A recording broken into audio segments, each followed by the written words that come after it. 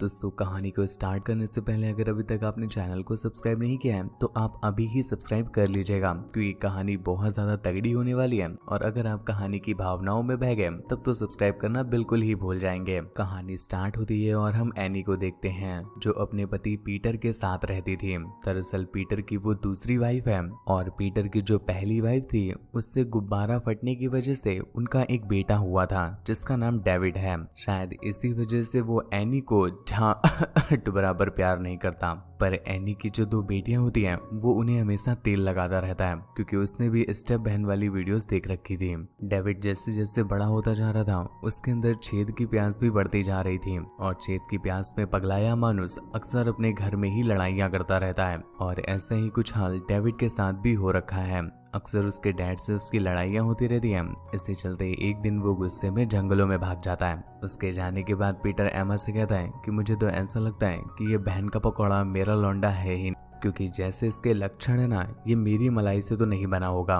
पर यहाँ पर एनी उसे समझाते हुए कहती है कि तुम परेशान मत हो, अक्सर इस उम्र में बच्चे थोड़ा सा एग्रेसिव हो जाते हैं। पीटर कहते हैं कि बच्चे कि तुम्हें बच्चा लग रहा है, अगर इसको छूट दे दी जाए ना तो यही पटक के 4 बच्चे बाहर फेंक देगा। मुझे आज भी याद है मैंने बाथरूम में पीला पेंट करवाया था, पर ये बहन का पकौड़ा पता नहीं वहां जाके क्या करता है कि पूरी दीवारें इसने सफेद कर दी हैं। एक दिन एनी जब डेविड के कपड़ों को धुल रही होती है तो उसे घर का एक एक्सपेंसिव ऑर्नामेंट मिलता है, जिससे देखकर वो समझ जाती है कि इस बहन के खोदे ने रसियन पीलने के लिए ही इसे चुराया होगा। एनी को अब समझ में आने लगा है कि इसकी प्यास आसमान फाड़ रही है और बिना पीले ये शांत नहीं बैठेगा। तभी वो उसे अपने पास बुलाती है और उसे खुद पर कंट्रोल रखने के लिए कहती है, और ऐसी हरकत दोबारा अगर उसने की तो ये बात वो उसके डैड को बता देगी। एक दिन डेविड अपनी मॉम को दिखाने के लिए अपनी गर्लफ्रेंड को घर पर ले आता है और उनसे कहता है कि हमारे पास ओयो के पैसे नहीं थे, इसलिए हम लोग थोड़ी देर के लिए कमरा उधार ले रहे हैं। अब बेचारी उसकी मॉम की तो देखकर ही फट गई थी, वो घंटा ही कुछ बोल पाती, वो उनसे कुछ कहती ही नहीं। तो वो लोग कमरे में चले जाते हैं। और भाई साहब डेविड को तो तुम जानते ही हो, छेद के लिए जो उसकी प्यास है वो एक अलग ही लेवल पर है। तो वो उस लड़की को कमरे में ले जाते ही पटक देता है और पीछे से पटक्के बजाने लग जाता है, जिससे उस बेचारी लड़की की चीखें रुक ही नहीं रही थी। वो इतना जोर से चीखने लग जाती है कि बाहर एमी सब कुछ सुन पा रही थी और उसके चीखने की आवाज सुन करके यहाँ पर एमी की गच्ची में लीकेज होने लगती है और वो लीकेज धीरे धीरे बाढ़ में बदल रही थी। अब यहाँ पर बैठी एमी का मन करने लगता है कि वो भी एक बार अपने बेटे को पेलते हुए देख पाए, इसलिए वो चुपके से अपने बेटे के कमरे में चली जाती है जहाँ पर वो अपनी बंदी को बजा रहा होता है। और ये देखकर जो आंटी की कच्ची में बाढ़ आई थी ना वो उनका बांध भी नहीं रोक पाता और वहीं पर पहाड़ों का पानी गिरने लग जाता है। आज जब उसने अपने बेटे को इतनी गहरी पिलाई करते हुए देखा था तो वो बेचारी बहुत तड़पने लग जाती है और उसे आज समझ में आ जाता है कि आखिरकार पीटर के साथ पिलाई करने में उसे मजा क्यों नहीं आता, क्योंकि पीटर उसे ढंग से बजा ही नहीं पाता था।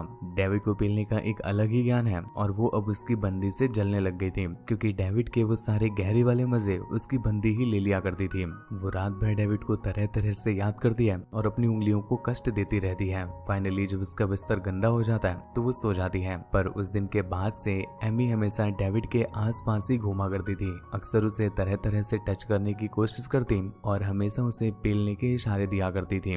डेविड को भी समझ नहीं आ रहा था कि आखिर उसकी मॉम उससे इतनी ज्यादा फ्रैंक कैसे होते जा रही है। उस बेचारे को तो जरा सा भी अंदाजा नहीं था कि यहाँ पर उसकी मॉम रोज उसके नाम का बिस्तर गंदा कर रही है। धीरे धीरे इनके बीच की दूरियां घटती जाती हैं और ये लोग एक दूसरे के साथ ज्यादा से ज्यादा समय स्पेंड करने लगते हैं। एक दिन जब इनके घर में पार्टी होती है तो सभी लोग बहुत एंजॉय कर रहे थे, पर एमी की तो आज भी गड्ढों में आग लगी हुई थी और वो उस आग को बुझा नहीं पा रही थी, इसलिए बहुत तड़प रही थी। तो वो उस पार्टी से निकलकर बाहर बैठ जाती है, जहाँ पर डेविड की उस पे नजर पड़ती है। तो वो उनसे पूछने लगता है कि वो पार्टी को एंजॉय क्यों नहीं कर रही, जिस पर एमी बोलती है कि यार उसका कहीं बाहर जाने का मन है, प्लीज डेविड उसे अपने साथ ले जाए जहाँ पर वो खूब एंजॉय करे। डेविड उसे अपने साथ एक बार में ले आता है। अब भाई साहब ये वाली पॉलिसी सिर्फ विदेशी पिक्चरों में ही सीमित है कि कोई अपनी मॉम को ही बार में ले जा रहा है। यहाँ पर वो दोनों जमकर दारू पीते हैं और डेविड का कंपटीशन एमी से हो जाता है, जहाँ पर डेविड बहुत दारू पीता है। बातों ही बातों में एमी उससे कहती है कि अरे यार तुम्हें तो पीने का बड़ा एक्सपीरियंस है, उस रात मैंने देखा था जब तुम अपनी बाबू की पी रहे थे। ये सुनकर के डेविड थोड़ा सा अनकंफर्टेबल हो जाता है, पर उसकी मॉम उससे थोड़ा सा कंफर्ट मिलाती है और उसे ज्ञान की बातें झेलने लग जाती है कि यार तुम क्या पिलाई करते हो, ऐसी तो तुम्हारे डैड ने भी कभी नहीं की है। पिलाई का एक्सपीरियंस तुम घर से ले रहे हो या फिर कोई ट्यूशन लगवा रखा है। डेविड की ये सुनकर के फट के 4 हो रखी थी, पर एमी तो घंटा रुकने का नाम ही नहीं ले रही थी और इसके बाद वो उसके साथ चुम्मा छाटी करने लग जाती है।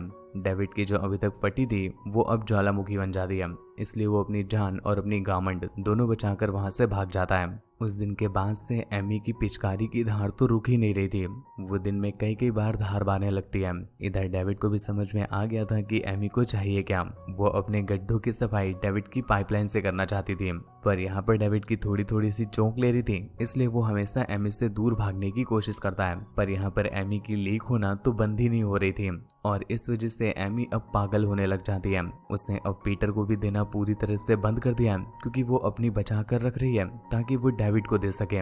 इसके चलते एक रात उसकी सब्र का बांध टूट जाता है और वो अपनी गीली गुफा लेकर सीधा डेविड के रूम में पहुंच जाती है। एमी की गुफा इतनी बड़ी हो चुकी थी कि वो पूरी की पूरी डेविड को ही अंदर ले लेती है। डेविड को भी पेलने में बड़ा मजा आ रहा था, तो वो दोनों जमकर खुदाई करते हैं। पूरी रात की गहरी खुदाई के बाद आज डेविड को जितना मजा आया है इतना पहले कभी नहीं आया था, क्योंकि एमी को भी पिलाई का बहुत गहरा एक्सपीरियंस होता है। वो डेविड को इतना गहरा गहरा देती है कि डेविड उसका फैन ही हो जाता है। पर दूसरी तरफ एमी की तो प्यास बुझ ही नहीं रही थी। रात भर वो डेविड से बजवाती और जैसे ही दिन हो जाता वो अपने बाबू पीटर का खोल करके मंजन करने लग जाती थी। पर एमी को एक बात समझ में आ गई थी कि मंजन करने का जो गहरा मजा है वो सिर्फ उसे डेविड से ही मिल सकता है। पीटर को ना पेलना आता है और ना ही मंजन कराना आता है, इसलिए अब उसने पीटर का चाटना ही बंद कर दिया था और दिन में भी वो बस डेविड का ही लिया करती थी। लेकिन जब कभी अगर पीटर घर पर होता तो वो डेविड को जंगलों में ले जाती थी और वहां पर उसका मुख मंजन किया करती थी। इधर डेविड के भी अच्छे दिन आ गए थे, क्योंकि ऐसी गहरी मुख मंजन करने वाली लड़की उसे आज से पहले कभी नहीं मिली थी। ऐसे करते करते दिन बीतते जाते हैं और इनका ये पेलम सफर तो अब रुकने का नाम ही नहीं ले रहा था। अगर पीटर घर पर ना रहे तो ये लोग दिन में कई कई बार घर के हर एक कोने में बस ठुकाई ही करते रहते थे।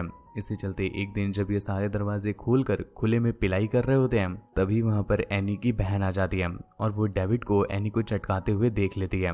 ये देखकर उसकी फटके 44 हो गई कि एनी अपने ही बेटे के साथ गुल्लू गुल्लू कर रही है। ऑब्वियस सी बात है कि उसकी झांटियां जल जाएंगी, इस वजह से वो एनी से कुछ बात ही नहीं करती। एनी उससे बात करने की बहुत कोशिश करती है, पर हर बार वो उसे अपनी गामंड दिखा करके वहां से भाग जाया करती थी। इधर एमी को इतना बुरा लगने लगा था कि वो सीधा डेविड से ब्रेकअप ही कर लेती है और उसे चाटने देती ही नहीं।